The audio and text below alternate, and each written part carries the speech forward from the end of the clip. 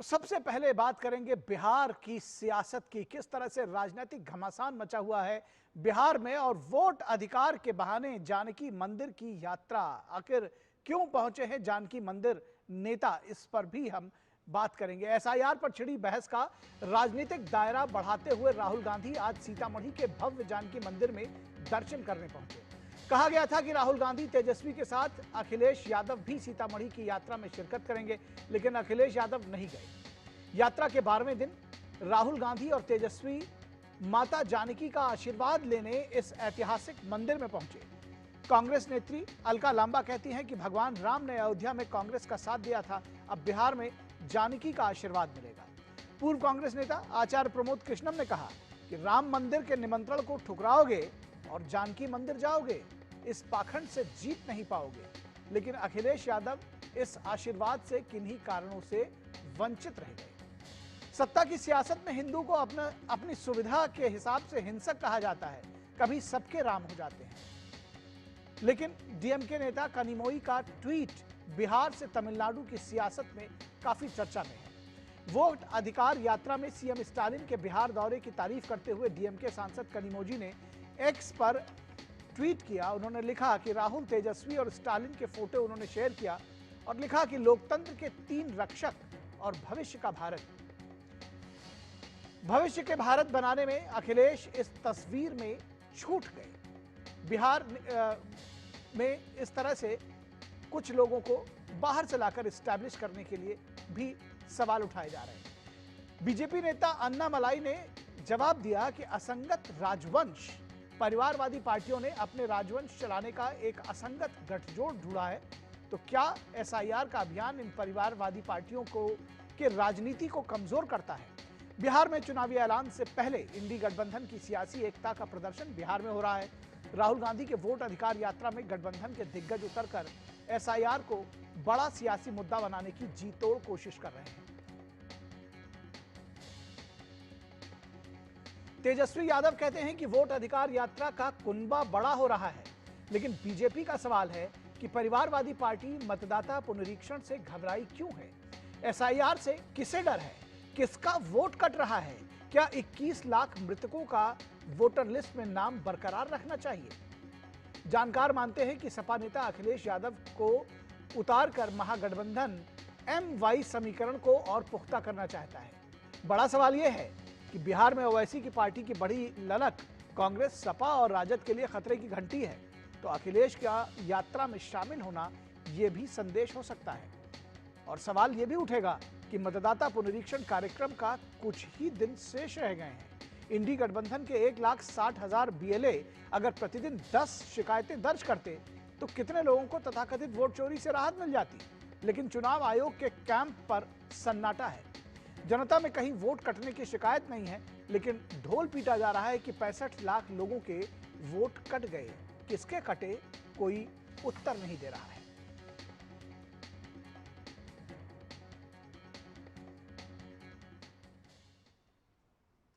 तो बयानों की तीर भी इस बीच जारी हैं। बीजेपी नेता और डिप्टी सीएम सम्राट चौधरी ने कहा है कि कांग्रेस पार्टी लोकतंत्र विरोधी है।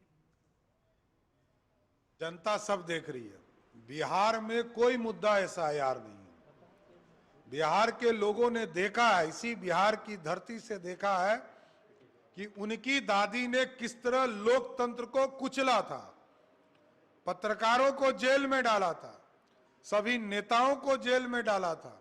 इसलिए बिहार की जनता जानती है कांग्रेस पार्टी लोकतंत्र विरोधी है। केंद्रीय मंत्री राजीव रंजन उर्फ ललन सिंह ने कहा है कि फर्जीवाड़े से आप उनको वोट का हक देना चाहते हैं जो देश के नागरिक ही नहीं है। इनको सर्टिफिकेट देने की जरूरत है और उसको लेके घूम रहे हैं राहुल गांधी जी और तेजस्वी यादव जी और बिहारी सम्मान की बात कर रहे हैं। अरे फर्जीवाड़ा से आप वैसे लोगों को वोट का अधिकार दिलाना चाहते हैं इसके माध्यम से जो इस देश के नागरिक नहीं हैं। इस मामले में जन स्वराज पार्टी के नेता प्रशांत किशोर ने कहा कि स्टालिन का यहां घूमकर वोट मांगना बिहारियों के मुंह पर तमाचा है। आज स्टालिन आकर बिहार में घूम रहे हैं, वोट मांग रहे हैं, तो ये बिहार के लोगों के मुंह पर तमाचा है। कि जो हम लोग के बच्चों को महाराष्ट्र में, तमिलनाडु में, तेलंगाना में गाली देता है, थप्पड़ मारता है, उसका हिम्मत है कि वो आकर बिहार में वोट मांग रहा है। और कहीं ना कहीं ये कांग्रेस का और तेजस्वी यादव का चरित्र भी दिखाता है। और इस पूरी खबर पर बातचीत करने के लिए हमारे साथ 3 खास मेहमान जुड़े हुए हैं, उनसे आपका परिचय करा दें। हमारे साथ मनीष पांडे, बीजेपी के प्रवक्ता, जुड़े हुए हैं। मनीष जी, स्वागत है आपका। हमारे साथ अजय वर्मा, कांग्रेस के नेता, जुड़े हुए हैं। अजय जी, बहुत स्वागत है आपका। विनोद मिश्रा, हमारे कंसल्टिंग एडिटर, हमारे साथ जुड़े हुए हैं। विनोद जी, स्वागत है आपका। और विनोद जी, आपके साथ ही शुरू करेंगे। दरअसल एक बात कई बार कही जाती है चुनावों में कि चुनाव पर्यटन, जो राजनीतिक पर्यटन है, उसकी धुरी बन जाती है। और बिहार में काफी कुछ ऐसा दिखाई पड़ रहा है, क्योंकि स्टालिन के जाने के बाद से बहुत सारे सवाल उठ रहे हैं। अभी आपने जो तमाम बाइट सुनी, प्रशांत किशोर भी अभी कह रहे थे कि भाई उनका आने का यहाँ क्या क्या क्या मकसद है। अन्नामलाई कह रहे हैं कि वो वहां क्यों जा रहे हैं, और वहीं डीएमके उसको एक एजेंडा बना रही है। कैसे देखते हैं इसको? देखिए निखिल, सवाल यह है कि राजनेताओं को तो पूरे देश में जाने का, कहीं भी जाने का एक हक है। वो जहाँ भी जाएं और जिस तरीके से लोगों को अपनी बात उसके बताएं। पीछे की सियासत की बात हो रही है। वही मैं कह रहा हूँ, वो बात तो है, लेकिन अब सवाल ये है कि इसमें देखा यह जाता है कि आप लोगों के बीच जाके क्या फेक नैरेटिव बना रहे हैं। जो बात आप अपने स्क्रिप्ट में दिखा रहे थे, उसकी 2 बातें महत्वपूर्ण है। एक तो कनिमोझी जब वहाँ एक ट्वीट की थी कल, और उसने शाम में उसने डाला जिसमें 3 लोगों का उसमें फोटो था, जिसमें राहुल गांधी के साथ स्टालिन थे और तेजस्वी थे। तो कनिमोझी को तो अपने यहाँ लोगों को भी संदेश देना है, तो इस 3 चेहरे से कनिमोझी बताने की कोशिश कर रही थी कि ये भारत के असली भविष्य है और लोकतंत्र के रक्षक है। तो उसी का जवाब देते हुए अभी अन्नामलई ने उसको, तमिलनाडु के जो बीजेपी के पूर्व अध्यक्ष थे और काफी कद्देबार नेता है, तो उन्होंने इस पे ये प्रतिक्रिया दी, ये असंगत राजवंश है। तो उन्होंने ये कहा कि ये परिवारवादी पार्टियों का जो ये एक बड़ा सम्मेलन हो रहा है, यानी कुनबा बड़ा करने की जो कोशिश हो रही है, वो सीधे सीधे अपने असंगत जो राजवंश है उसको चलाने की एक साजिश है, एक कोशिश है। और उसमें ऐसा कुछ भी लोकतंत्र जैसा कुछ भी बात नहीं है। ये तो बीजेपी और इनके बीच का मामला है। लेकिन सबसे इंपॉर्टेंट जो आज आप दिखा रहे थे जो विजुअल की, आप देखिए कि जो आचार्य प्रबोध कृष्णन ने जो ये ट्वीट किया है, जो एक सोशल मीडिया पे डाला है, राहुल गांधी निमंत्रण के बावजूद भी राम मंदिर के उस शिलान्यास में नहीं गए, राम मंदिर के प्राण प्रतिष्ठा के समारोह में नहीं हिस्सा लिया। उन्होंने कहा कि कहाँ कहाँ मुंबई से, बॉलीवुड से लोगों को, नचनिया गवनिया को बुलाया था। आज राहुल गांधी सीतामढ़ी के अपने यात्रा में जानकी मंदिर गए हैं, और कांग्रेस की नेत्री जो है वो कह रही है कि सीधे सीधे जानकी माता से आशीर्वाद लिया है। तो भाई आप जो इसको आप राजनीति में हिपोक्रेसी कह सकते हैं। आप राम मंदिर के अयोध्या में जाने के इतनी बार आप गए होंगे, लेकिन आप राम मंदिर नहीं गए कि आपको वो लगता है कि इसमें कोई कंट्रोवर्सी है। लेकिन जानकी मंदिर का पता कर लेते वो किसने बनाया है और कौन बना रहा है, तो उसमें भी आपको कंट्रोवर्सी दिखती। लेकिन आप वहां गए हैं। तो ये सियासत में टोकनिज्म की बात जब आप कहते हैं कि आप कहीं पे इसलिए जा रहे हैं क्योंकि अभी नालंदा में जब आप वैशाली के टूर पे थे, तो आप एक दरगाह पे जो एक मौलाना से मिल रहे थे, तो उसकी फोटो की सोशल मीडिया पे काफी चर्चा हुई थी। आप उसके कार्ट में आपको मिला कि रास्ते में एक जानकी मंदिर भी यहाँ है, तो आप वहाँ चले गए।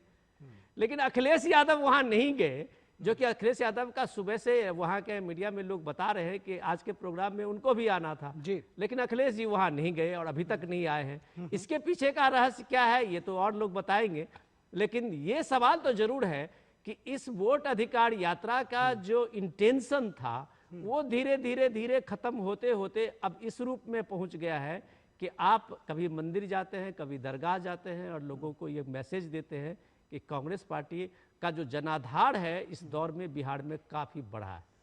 ठीक बात है। कनिमोई ने जो ट्वीट किया है उसमें तेजस्वी यादव को, राहुल गांधी को और स्टालिन को रखा है, इसलिए तो नहीं नाराज हो गए अखिलेश यादव। खैर बढ़ते हैं आगे। बहुत सारे सवालों के जवाब हैं अजय वर्मा जी आपको जो देने हैं। दरअसल सबसे बड़ी बात तो यह है कि जो ये कहा गया कि भाई जो ऐसे लोग जो बाहर, यानी कि बाहर के प्रदेशों में, साउथ इंडिया में खास तौर पर और महाराष्ट्र में बिहारियों को, उत्तर भारत के लोगों को गाली देते हैं, मारते पीटते हैं, हिंदी के खिलाफ आंदोलन चलाते हैं, वो आकर वोट मांग रहे हैं, मंच साझा कर रहे हैं। तो ये भी एक सवाल उठाया गया। दूसरा ये भी सवाल उठाया गया कि आखिर राजनीतिक सुविधा के अनुसार मंदिरों के दर्शन क्यों? देखिए, सबसे पहले आपके सवाल का जवाब, स्टालिन तमिलनाडु के मुख्यमंत्री हैं जहां 3 लाख से ज्यादा मंदिर, ना कि महाराष्ट्र के मुख्यमंत्री। महाराष्ट्र के मुख्यमंत्री डबल इंजन की सरकार के हैं और इन्हीं द्वारा भाषा का प्रायोजित हुआ विवाद और उनके नाम आयोजित उनके हिस्से कार्यक्रम। जुड़ा हुआ है अजय जी। अब बार बार मुझसे आप सवाल पूछते रहेंगे तो मेरा सुन तो लीजिए, फिर नहीं पूछ नहीं, लेना एक आपने साथ। बताया ना, जैसे मैंने शुरू कहा में भाषा का विवाद उनसे जुड़ा हुआ है, मैं जस्ट आपको रिमाइंड कराया मैंने जी। देखिए, पता नहीं अडानी का विवाद किससे जुड़ा हुआ है, अंबानी का विवाद किससे जुड़ा हुआ है, एसआईआर का विवाद है। तो विवाद तो सबके साथ राजनीतियों का गहना है, विवाद होगा जुड़ता, कोई किसी के साथ किसी चीज का जुड़ता है। देखिए, भारतीय जनता पार्टी का एक देशलाई गैंग, एक पोस्टर गैंग, एक अफवाह गैंग, उनका काम ये है अभी कि उसको बस अपनी तरह से प्रचारित और प्रसारित करो। बड़ी अच्छी बात है, क्योंकि इनका एजेंडा है, इनका विंडेटा है, पॉलिटिकल एजेंडा, इसे चलाइए। हम राम मंदिर जा रहे हैं तो मुसीबत, नहीं जा रहे हैं तो मुसीबत, जानकी मंदिर जा रहे हैं तो मुसीबत, नहीं जा रहे हैं तो मुसीबत सीतामढ़ी में। हमको समस्या ये है कि आप अपनी रणनीति तय कर लीजिए, हमें अपनी रणनीति तय कर लीजिए। भारत का संविधान, बाबा साहब का संविधान, मोदी जी का संविधान नहीं, अडानी का संविधान नहीं, हमें यह आजादी देता है कि हम अपनी पार्टी की अपनी रणनीति, अपने तौर, अपने तरीके भारत के संविधान अनुसार से किस तरह से तय करें। अब आप तय करेंगे कि हम कहाँ जाएं, कहाँ ना जाएं, कब आए, कब जाएं, तो भाई आप, अच्छा है, आप करते रहिए। अब हमारे गठबंधन का सवाल है। पूरे देश को पता लग गया कि किस तरह से वोट, किसी 10 वोट किसी के घर में 4 होती थी तो वहां 104, कहीं 50 थी तो वहां 203। जब सबूत दे दिए गए और चुनाव आयोग की भाषा शैली लिखी हुई कहीं से आती है और पढ़ वो देते हैं। अब अभी आप एक आचार्य जी का, तथाकथित आचार्य जी का सुना रहे थे, वो हम जानते हैं। उनके पास भी भाजपा से, उनके पास भी, अभी तक वो आप ही के नेता थे भाजपा से- तथाकथित। पहले नहीं, आपके उनके नेता पास थे, भी चलिए। उनके पास भी भाजपा से लिखी हुई एक वो पुरानी सड़ी गली सीडी आ जाती है कि साहब उस जगह चले जाना, उस जगह नहीं जाना, उस जगह। वो अपनी भाषा उन पर कुछ नहीं है, क्योंकि उन्हें अपना नहीं, मंदिर आपने का जो आपने एक वो चुनाव आयोग की निर्माण है बात की, उसको आपको करा रहे लगेगा हैं। मैं बीच में बोल रहा हूं, लेकिन जब आप सड़ी गली, पुरानी सीडी, पुरानी टेप्स की बात करेंगे तो उसमें जो पुराने चुनाव आयुक्त हैं उनके भी जो स्टेटमेंट्स हैं राजीव गांधी को लेकर के, और इस तरह की बहुत सारी एक लंबी फहरिस्त निकल कर आएगी, ये भी याद रखिएगा जी। मैंने तो उन महाराज जी के लिए अभी इस्तेमाल करा, भी चुनाव आयोग के लिए तो मैंने कुछ कहे नहीं, अब कहने जा रहा हूँ, उसको भी सुन लीजिए और उसे लिखित कर लीजिए। चुनाव आयोग देश की सरकार के साथ मिलकर किस तरह से वोट चोरी का कार्यक्रम कर रहा है, ये मैं नहीं कह रहा, पूरा देश, पूरा बिहार, देश के 70% से ज्यादा लोग कह रहे हैं और उसको जस्टिफाइड और कर रहे हैं। ये बिहार की जनता बताएगी आपको 70% और 30% से। और इन्हों के, मैंने बताया ना, एक देशलाई गैंग, एक इनका माचिस गैंग, इनका एक पोस्टर गैंग, जिसमें कुछ डिप्टी सीएम, कुछ सीएम, कुछ पूर्व सीएम, कुछ पूर्व मंत्री, कुछ मंत्री भाजपा के लगे हुए हैं। उनका टारगेट ये है, बस अपोजिशन, मुद्दों की बात मत करिए, ट्रंप को मत धमकाइए, चाइना को मत धमकाइए, उसे लाल आंख मत दिखाइए, देश और इंटरनेट की सब बात छोड़ के केवल बिहार चुनाव जैसे 7 स्टेट जीते इन्होंने। अब इसकी जांच होगी, इसका निकलेगा तो कायदे में। जब कोई वोट आपने 2003 के बाद मेरा एक क्वेश्चन है, आप बुद्धिजीवी आदमी और आपके सहयोगी साहब एक बैठे हैं, हम उनको नमन करते हैं, वो भी बुद्धिजीवी आदमी है और भाजपा के भी बैठे हैं। एक सवाल का जवाब दे दीजिए, फिर आप आगे और लोगों से पूछ लेना। 2003 में SIR नहीं हुआ था, IR हुआ था। ज्ञानेश कुमार जी ने ये झूठ बोला।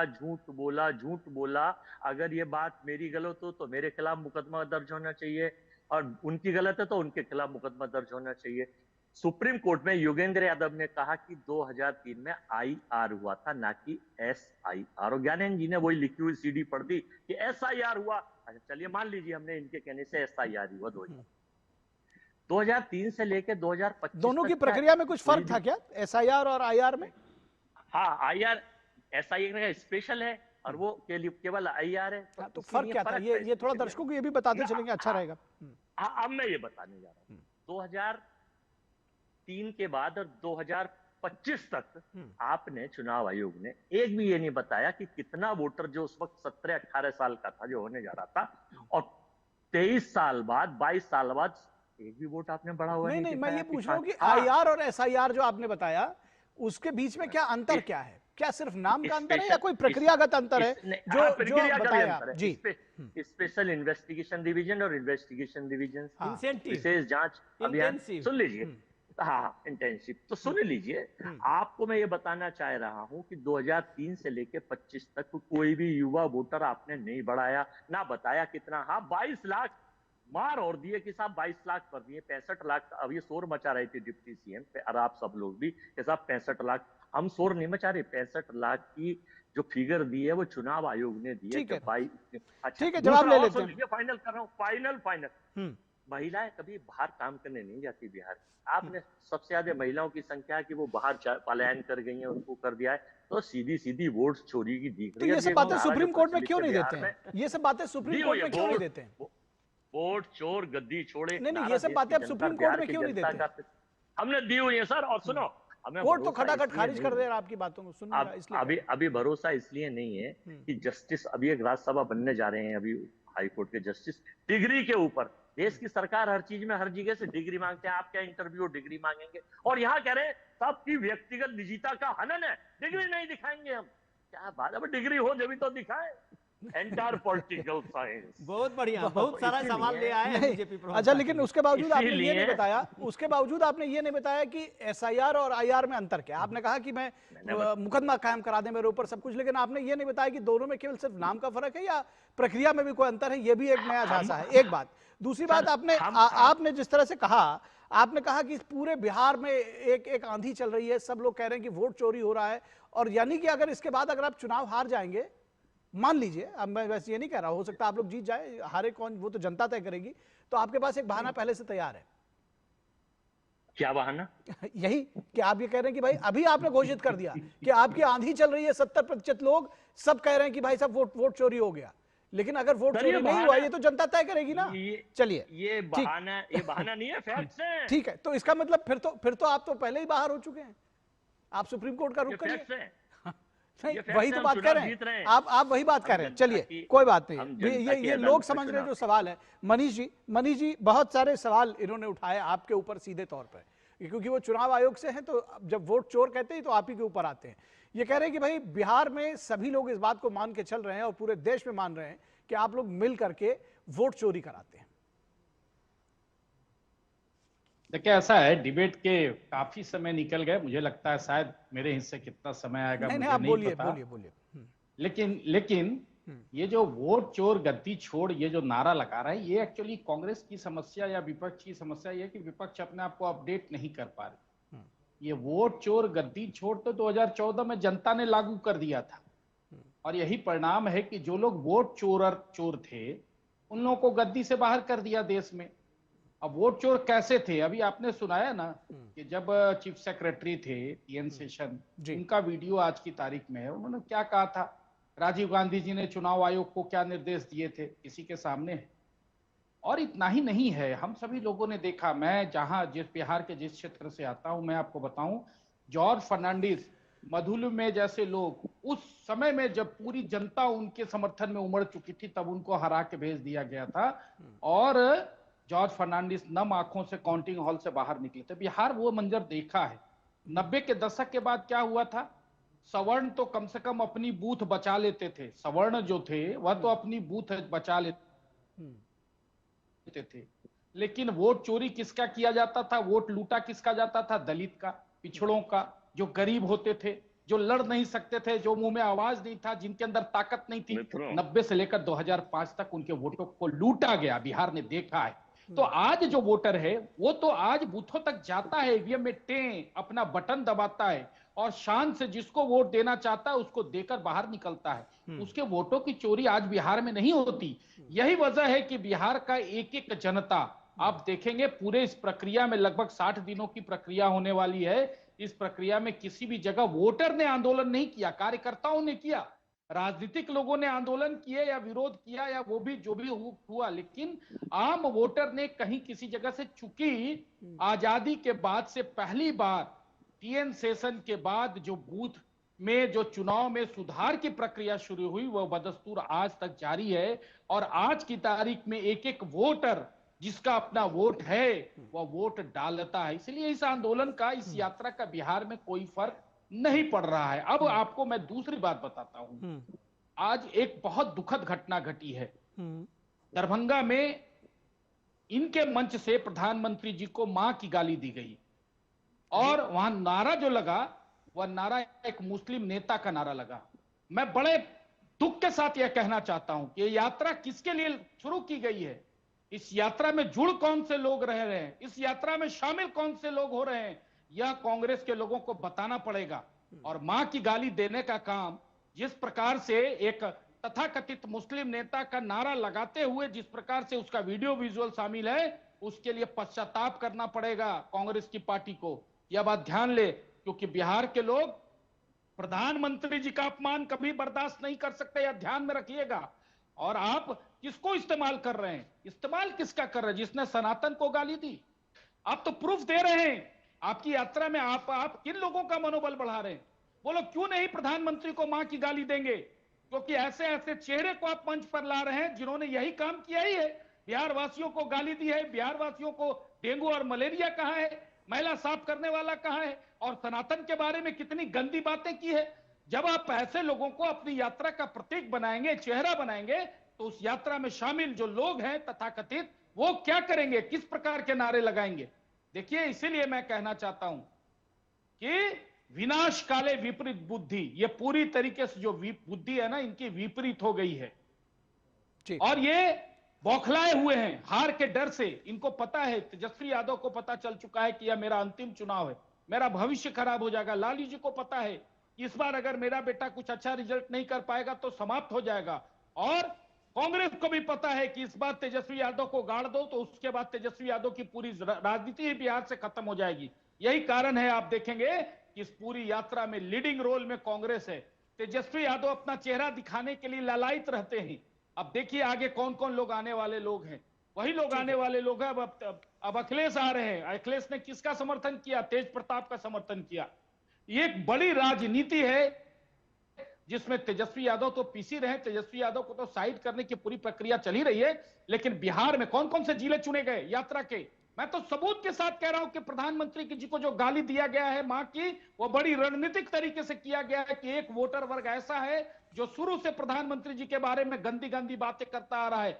वही उन्हीं क्षेत्रों से यह यात्रा को गुजारा गया, उन्हीं क्षेत्रों के लोगों को के बीच से ये यात्राएं गुजरी और वही भीड़ इकट्ठा हुआ इस यात्रा में। लेकिन बिहार की जनता यह जानती है और पूरा देश जानता है कि जब जब प्रधानमंत्री जी को अपमानित करने का काम किया है, बिहार की जनता की 4 सीटें जीत जाती है आरजेडी, तो चुनाव आयोग खराब नहीं होता। कि 4 सीटें जीत जाती है आरजेडी, तो चुनाव आयोग खराब नहीं होता। वायनाड से राहुल गांधी जीत जाते हैं, अमेठी से स्मृति ईरानी हार जाती है, तो चुनाव आयोग खराब नहीं होता है। लेकिन आज वोटों की चोरी हो रही है, वोट चोर हो रहा है। अरे वोट चोर गद्दी छोड़ तो जनता ने 2014 में प्रूफ कर दिया। और जब जो ये वोट चोर हैं, ये वोट चोर को अब दोबारा जनता गद्दी देने वाली नहीं है। मैं ये आपके चैनल के माध्यम से मैसेज दे देता हूं। ठीक है मनीष जी, मुझे एक ब्रेक पे जाना है। ब्रेक के बाद आऊंगा अजय वर्मा जी। बहुत सारे सवाल हैं जिनके जवाब देने, और इस पर शायद कोई भी राजी ना हो कि जो अपशब्दों का प्रयोग और वो भी इस तरह से गाली गलौज पर उतरना, शायद कोई भी इसके फेवर में नहीं होगा। फिलहाल इस पर भी बात करेंगे, रुकेंगे एक छोटे से ब्रेक के लिए। आप सभी लोग बने रहिए हमारे साथ, दर्शकों आप भी बने रहिए, जल्द हाजिर होंगे इस चर्चा पर वापस।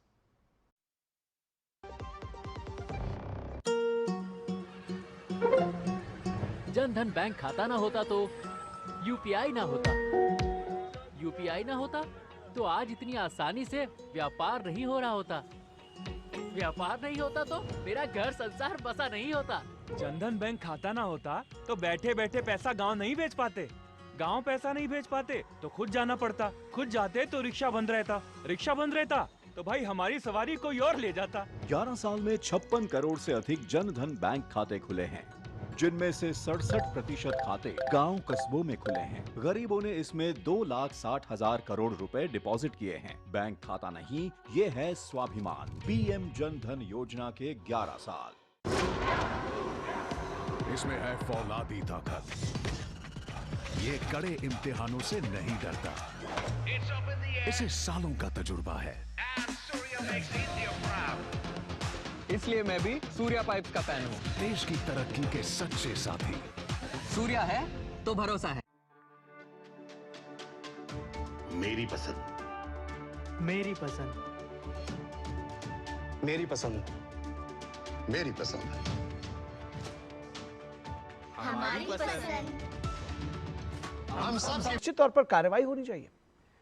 देखिए, पहला तो ये अजय जी बहुत पुराने कांग्रेसी नेता हैं और मुझे चुनाव आयोग पे उन्होंने ढेरों सारे आरोप लगा दिए हैं। तो हम लोगों का चुनाव आयोग का कोई प्रवक्ता तो यहाँ बैठे नहीं है, लेकिन एक पत्रकार होने के नाते मुझे लगता है कि थोड़े से क्लियरिटी उनको दे दूँ। क्लियरिटी ये है अजय जी कि एसआईआर जो है उसमें ये बात आप समझिए कि ये दोनों ही इंटेंसिव, जो आप कहते हैं कि वो दोनों इंटेंसिव ही रिवीजन था। जो 2003 में था वही 2025 में हो रहा है। उसमें नोमेनक्लेचर में आप एसआईआर पे आप जो जा रहे हैं, ये स्पेशल इंटेंसिव रिवीजन इसका नाम रखा गया है। ये जब बात आप करते हैं तो चुनाव आयोग की तरफ से मुख्य चुनाव आयुक्त ने भी साफ किया था इसको, शायद आपने मिस किया होगा प्रेस कॉन्फ्रेंस। तो वो एक कॉन्स्टिट्यूशनल राइट होता है चुनाव आयोग का कि वोट असेंबली के इलेक्शन में जाने से पहले कोई चुनाव आयोग हर जगह पे एक तरह से मतदाता पहचान, वो जो लिस्ट है, वोटर लिस्ट जो है, उसके एक शुद्धिकरण का प्रोसेस करता है।